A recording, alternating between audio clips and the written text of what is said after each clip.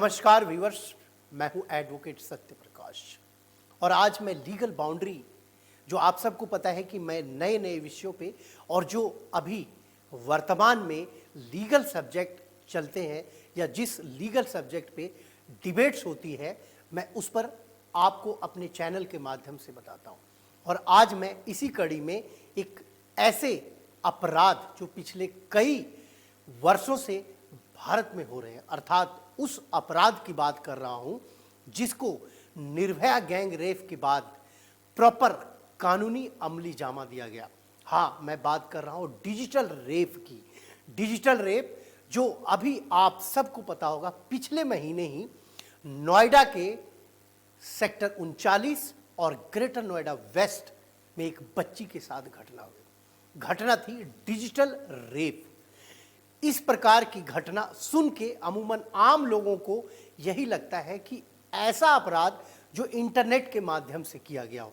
जी बिल्कुल नहीं, ये इंटरनेट के माध्यम से की गई कोई अपराध नहीं है।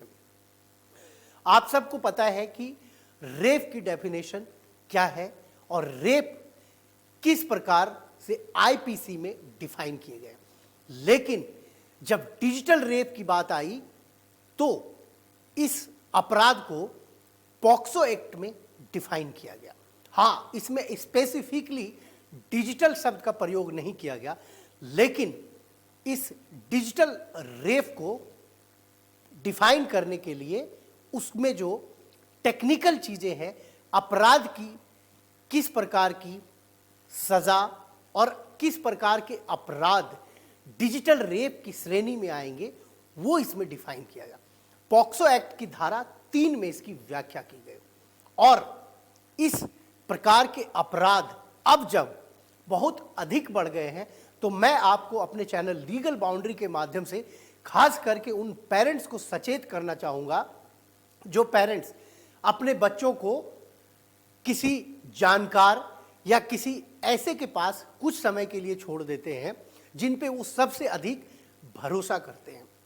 आप सबको मैं बता दूं, सेक्टर 39 में जिस बच्ची के साथ डिजिटल रेप की घटना हुई थी, उस बच्ची को उसके माता पिता ने एक प्रसिद्ध पेंटर को देखभाल के लिए दिया था और जब उस पेंटर द्वारा उस बच्ची के साथ इस प्रकार की घटना अर्थात डिजिटल रेप की जाने लगी तो उसके पेरेंट्स को जब जानकारी मिली, इस पे एफआईआर दर्ज करवाई गई।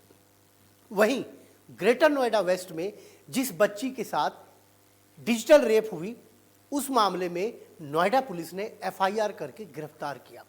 वही नहीं, मुंबई की भी एक घटना रही जहां पे 81 साल के एक बुजुर्ग ने एक बच्ची के साथ डिजिटल रेप किया। उसी प्रकार दिल्ली में एक रिक्शा चालक ने एक बच्ची के साथ डिजिटल रेप किया। अब मैं आपको बताता हूं डिजिटल रेप है क्या। डिजिट और रेप, डिजिट की अगर आप बात करें तो हम आम बोलचाल की भाषा में अंक बोलते हैं, लेकिन जब आप विदेशी और फॉरेनर्स और जो फॉरेन की डिक्शनरी है, फॉरेन के कानून में डिजिट का मतलब होता है उंगली अर्थात बॉडी का पार्ट। और डिजिटल रेप में वह व्यक्ति जो किसी के साथ डिजिटल रेप करना चाहता है वो अपनी उंगली अपनी बॉडी से उसके प्राइवेट पार्ट को टच करता है। और इसी बात की व्याख्या पॉक्सो एक्ट की धारा 3 में की गई है कि कोई भी व्यक्ति अगर किसी महिला या बच्ची को अपने फिंगर या अपनी बॉडी से इस प्रकार की हरकत करता है तो वो रेप की श्रेणी में आएगा।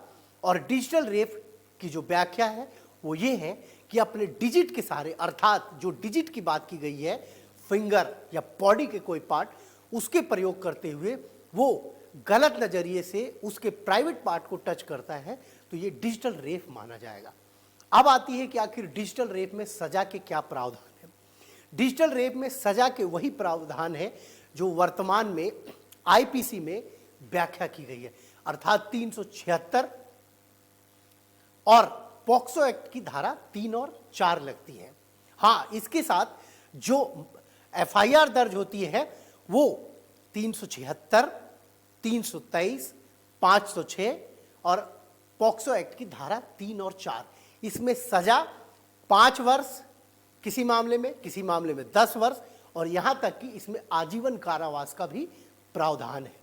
तो मैं इस वीडियो को, जो वर्तमान में डिजिटल रेप बच्चों के साथ हो रही है, एक अवेयर करने के लिए और ख़ास करके पेरेंट्स को अवेयर करने के लिए, जो अपने बच्चों को, वर्किंग पेरेंट्स जो छोड़ के जाते हैं अपने जानकार के पास, उनको मैं सावधान कर रहा हूँ कि पिछले कुछ महीनों से इस प्रकार की घटनाएं देश भर में बहुत अधिक हो रही है।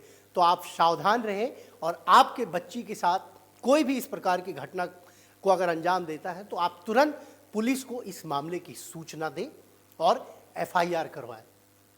आप जुड़े रहें लीगल बाउंड्री के साथ, लाइक करें, सब्सक्राइब करें। तब तक के लिए धन्यवाद।